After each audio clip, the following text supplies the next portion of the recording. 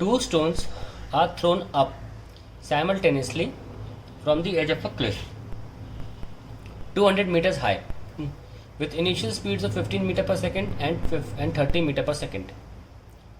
Verify whether the graph shown correctly represents the time variation of the relative position.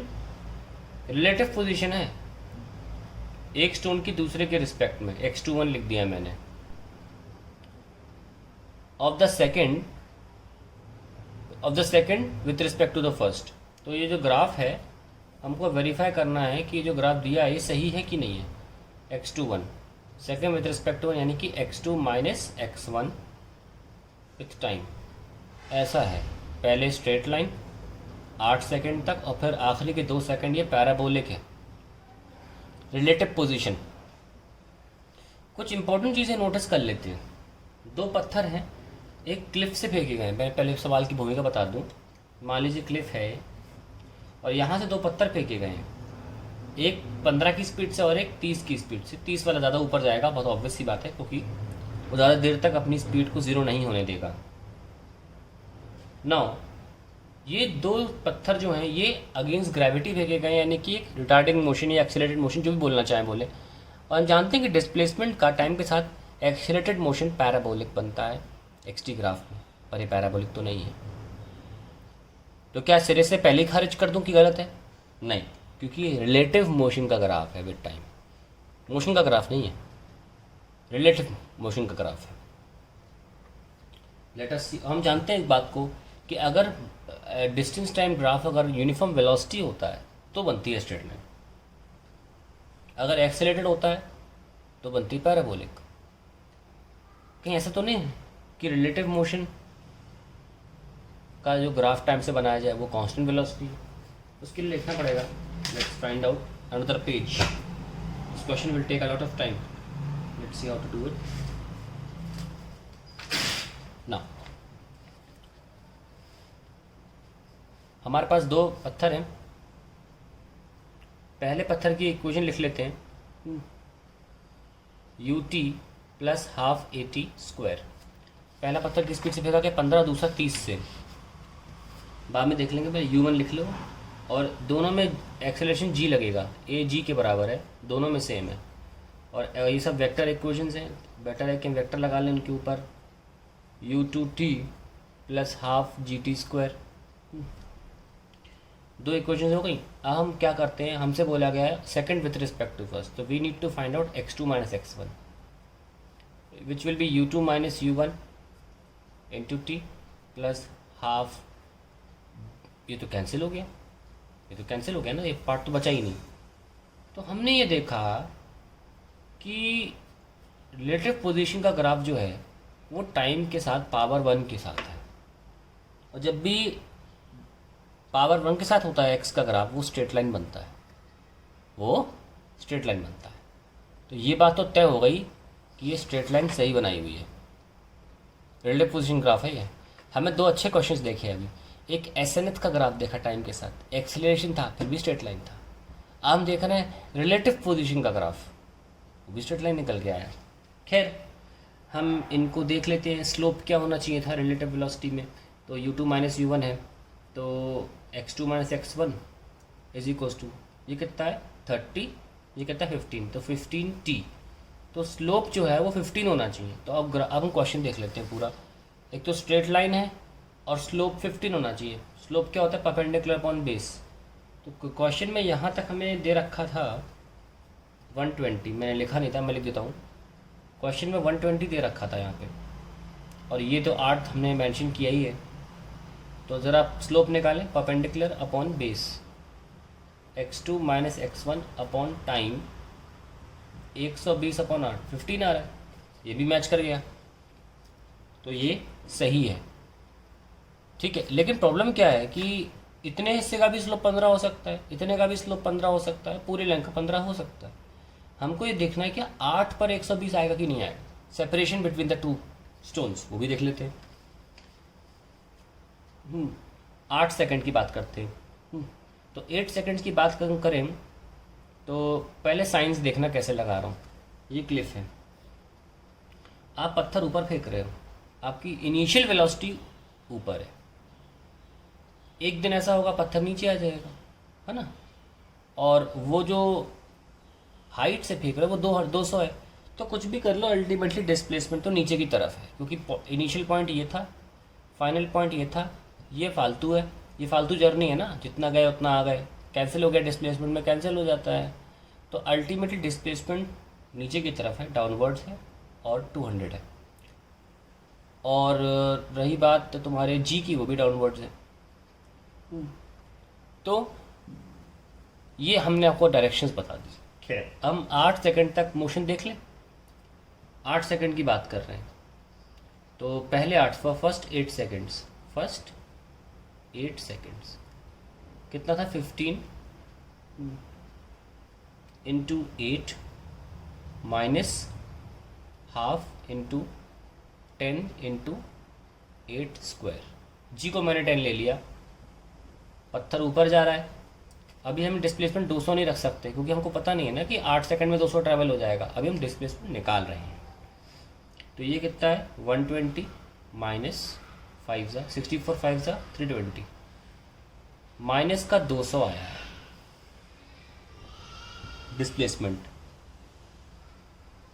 ठीक है। और अगर हम फॉर सेकंड स्टोन की बात करें, x2 is equal to 15 30 into 8 minus half into 10 into 8 square, कितना है ये, 240 माइनस 64, 5 से 320, माइनस का 80 आया है। तो हमारे पास x1 और x2 कितने आ गए, दोनों सॉल्व होके आ गए। आइए x2 माइनस x1 निकालते हैं। 8 सेकंड के बाद माइनस 80 माइनस माइनस 320, सॉरी 200 है ना। x2 माइनस 80 है और x1 माइनस 200 है, तो मैंने माइनस 200 रख दिया। माइनस 80 प्लस 200 कितना आया, 120। तो ये बिल्कुल सही था, ये ग्राफ पूरी तरह सही है। 8 सेकंड में दोनों के बीच में दूरी 120 होगी, ठीक है। अब मैं आपको 200 को एक्सप्लेन कर लेता हूँ, लेट अस सी। पहले हम एक्सप्लेन करते हैं 200 माइनस 200 का मतलब क्या है। हमने पत्थर यहाँ से फेंका, हमने इक्वेशन में क्या लगाया, plus 15t minus half g t square. हमने जब एक्स निकालने की कोशिश करी तो हमने u को प्लस लिया, u को क्या लिया, पॉजिटिव। अब g तो हमेशा नीचे लगता है, चाहे बॉडी ऊपर जा रही हो चाहे बॉडी नीचे फेंक रहे हो, g हमेशा नीचे होता। तो हमने u को पॉजिटिव लिया तो g को हमने नेगेटिव ले लिया। इसका मतलब जो नीचे है वो नेगेटिव है, जो ऊपर की तरफ है वो पॉजिटिव है। हमारा x कितना आया, माइनस 200। इसका मतलब डिस्प्लेसमेंट जो आया वो डाउनवर्ड्स है। और वैल्यू जानते हैं इसकी कितनी है, 200, जितनी क्लिफ की हाइट थी। यानी कि इन 8 सेकंड में ये पत्थर कम्प्लीटली नीचे आ गया, क्योंकि इसका डिस्प्लेसमेंट 200 के बराबर आ रहा है, जो क्लिफ की हाइट थी। और डिस्प्लेसमेंट जब निकालते हो ना, ऊपर फेंकते हो किसी ऊंचाई से, तो ये सब कैंसिल हो जाता है। तो ये इनिशियल और फाइनल पॉइंट की दूरी 200 आ रही है, और माइनस का मतलब है पत्थर नीचे है, नीचे जा चुका है। तो ये पत्थर 8 सेकंड में धप गिर गया था, ये पत्थर 8 सेकंड में ही गिर गया था। वहीं अगर मैं माइनस 80 की बात करूं, ये क्लिफ थी, पत्थर फेंका, माइनस 80 यानी कि ये 0 पॉइंट है, और माइनस 80 का कहीं गया होगा ऊपर, फिर आया होगा नीचे, यहाँ फिर वापस कहाँ चला गया, 0। मैं इस डिस्टेंस को नेग्लिजिबल मान रहा हूँ, क्योंकि हम प्रोजेक्टाइल नहीं कर रहे हैं, हम सीधा मान रहे हैं। तो एक्स एक्सिस में कितना आगे बढ़ा, we are not concern about that. Now यहाँ से जब नीचे जाएगा ये, तो अब वाई कोऑर्डिनेट नेगेटिव होना शुरू होगा। तो ये पूरा कितने का है, 200 का। तो अब यहाँ पे कहीं जाके पत्थर पहुँचा है 8 सेकंड में। तो अब जो पत्थर ऑलरेडी गिर चुका था, फर्स्ट स्टोन और ये सेकंड स्टोन, उनमें 120 मीटर का फासला है, चूँकि हमने रिलेटिव वेलोसिटी में निकाला भी था। तो ये 80 का मतलब क्या हुआ, नीचे की तरफ, इसलिए माइनस 80 निकल के आया। ये इधर माइनस 200, इसलिए पूरा नीचे गिर चुका है, नीचे की तरफ डिस्प्लेसमेंट आ चुका है। तो अब आपको आगे का ग्राफ बनाना है 8 सेकंड के बाद। आप देख सकते हैं कि ये पत्थर अब गिर चुका है, इसका एक्सेलरेशन 0 है। अब हम दोबारा अगर क्वेश्चन बनाएं तो इसकी स्पीड भी 0 हो चुकी है, इसके पास ना स्पीड है और ना एक्सेलरेशन, रुका हुआ है। तो x1 क्या हुआ, पहला पत्थर आफ्टर 8 सेकेंड्स वो तो ज़ीरो हो गया। और x2 की बात करें आफ्टर 8 सेकेंड्स, तो उसके लिए क्या लिखोगे, you t plus half g t square. अब तो यहाँ के बाद जो वेलोसिटी है वो भी डाउनवर्ड्स ही है और acceleration due to gravity downwards ही लगता है, तो हम जी को पॉजिटिव ले रहे हैं। तो हमें ये निकालना हो, अब हमें क्या करना है, हमें रिमेनिंग 120 ट्रैवल कराना है। ठीक है, तो अब हम देखिए कैसे करते हैं इसको। बजाय कि आप, अब आपको प्रॉब्लम क्या होगी, आपको ये यू निकालना पड़ेगा यहाँ से यहाँ तक। जो टाइम लगा उसमें आपकी स्पीड यहाँ से यहाँ तक कितनी हो गई आपको सॉल्व करना होगा, उसकी ज़रूरत नहीं है। क्या करेंगे, हम यहीं से क्वेश्चन स्टार्ट कर देंगे और उसमें और डिस्प्लेसमेंट में 200 फिट कर देंगे ना। करिए, for second stone x is equals to u t half g t square. मैं कोई साइन नहीं लगा रहा, अब ध्यान से देखना। मैंने यहाँ से स्टार्ट किया है मोशन, तो वेलोसिटी कहाँ है, इनिशियल वेलोसिटी ऊपर, और मैं पूरा डिस्प्लेसमेंट 200 का देखना चाहता हूँ कितने टाइम में होता है। अगर वो 2 सेकंड आता है कि 10 सेकंड आता है, क्योंकि देखो टोटल 10 सेकंड बाद दोनों मोशंस ख़त्म हो गए। हमें साबित कर दिया कि पहला स्टोन 8 सेकंड में गिर गया, ठीक है, तो दूसरा स्टोन 10 सेकंड के अंदर गिर जाना चाहिए। तो हम ये 200 को रख के देखेंगे कि 10 आ रहा है कि नहीं आ रहा है। तो हमारा इनिशियल वेलोसिटी अपवर्ड्स है, डिस्प्लेसमेंट डाउनवर्ड्स है और जी भी डाउनवर्ड्स है। अब देखिए, अगर हमारे पास 3 पैरामीटर्स हैं यू एस जी, इसमें से एस और जी डाउनवर्ड्स हैं और यू ऊपर है, तो 2 नेगेटिव साइन से अच्छा है एक ही नेगेटिव साइन हो। तो हम माइनस ले लेंगे 30t plus half into 10t square. Instead of taking -200 and -10 I would rather take -30। और हमेशा याद रखना, जब भी आप किसी क्लिफ से किसी ऊंचाई से कोई चीज़ फेंक रहे हो, हमेशा डिस्प्लेसमेंट और जी को पॉजिटिव लीजिए और यू को नेगेटिव लीजिए। हालांकि कोई फ़र्क नहीं पड़ता, लेकिन वो बेटर रहता है, कम साइन नेगेटिव होते हैं। चलिए सॉल्व करते हैं इसको। ये 5 आ गया, तो 5t square minus 30t is equals to 200। तो t square minus 6t equals to 40। अब हमें इसे सॉल्व करना होगा, सॉल्व करते हैं इसे। t square minus 6t is equals to 40। 10 four आ रहा है, 10 minus 4t is minus 40, sorry इसको यहाँ ले लेते हैं। Then t square minus 10t plus 40 minus 40 is equals to 0। t minus 10 plus 4 t minus 10 equal to 0। t plus 4 and t minus 10। t कितना आ गया, 10 सेकेंड्स। सो हमें साबित कर दिया, -4 सेकंड तो कोई लॉजिक नहीं बनता। हमें साबित कर दिया कि दूसरा पत्थर जो है वो 10 सेकंड में आ रहा है। दूसरी बात यह है कि क्योंकि पहला पत्थर अब ज़मीन पे गिर चुका है, उसकी ना स्पीड एंड एक्सेलरेशन है, तो दूसरे पत्थर का मोशन रिलेटिवली एक्सेलरेटेड ही होगा। That is why I am getting a parabola in the last 2 seconds. And since both the particles were in motion, stones were in motion, इसलिए इस टाइम पर हमारी जो ग्राफ था वो स्ट्रेट लाइन आया relative position का। तो ये ग्राफ कम्प्लीटली सही है। थोड़ा सा आगे बढ़ाते हैं सवाल को, हम मोशन पूरी तरह समझना चाहते हैं कैसा चल रहा है, ठीक है। So let's see. हम पहले फर्स्ट स्टोन की बात कर रहे हैं। x1 is equals to u t plus half g t square, और क्योंकि हम x1 को पुट नहीं कर रहे हैं, हम x1 निकाल रहे हैं, तो u ऊपर है और g नीचे है, तो बेटर होगा हम u प्लस ले लें और g माइनस ले लें, ठीक है। तो हम क्या करने जा रहे हैं, फर्स्ट सेकंड मोशन से पहले सेकंड में कैसे कितना मोशन हुआ स्टडी करेंगे इसको। 15 into 1 minus 1/2 10 into 1 square, 15 minus 5 that is 10 metres, ठीक है। यहाँ पे हम डायग्राम बनाते रहेंगे। ये हमारी क्लिफ थी, यहाँ 0,0 रखिए ओरिजिनल, और पहले सेकंड में 10 मीटर ट्रैवल कर लिया है इसने ऊपर की तरफ, आफ्टर 2 सेकेंड्स।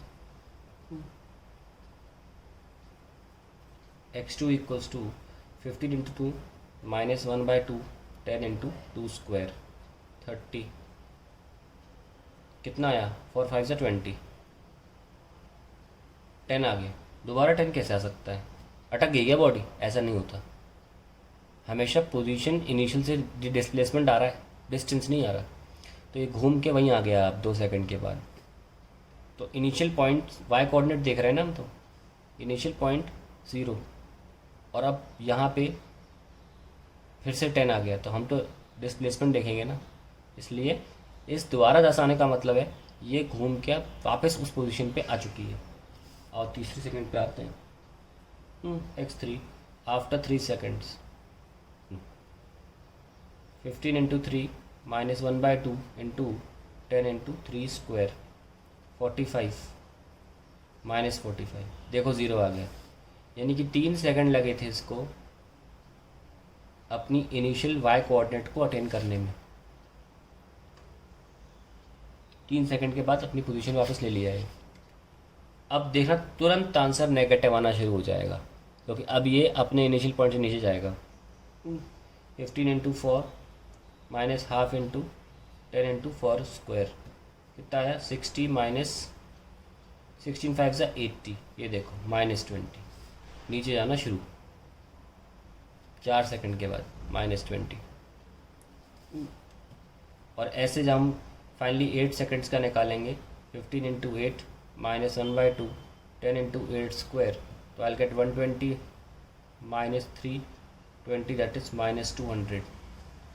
तो देखो -200 क्लिफ के नीचे, क्योंकि ये 0 0 माना गया था, क्लिफ की हाइट 200 थी, तो नीचे होगा 0, -200। मैं पहले बोल चुका हूँ कि एक्स कोऑर्डिनेट नेग्लिजिबल है। ये है सारी कहानी, और मैं चाहता हूँ कि आप सेकंड स्टोन के लिए इस तरीके का एनालिसिस करें और मुझे फ़ोटो में भेजें।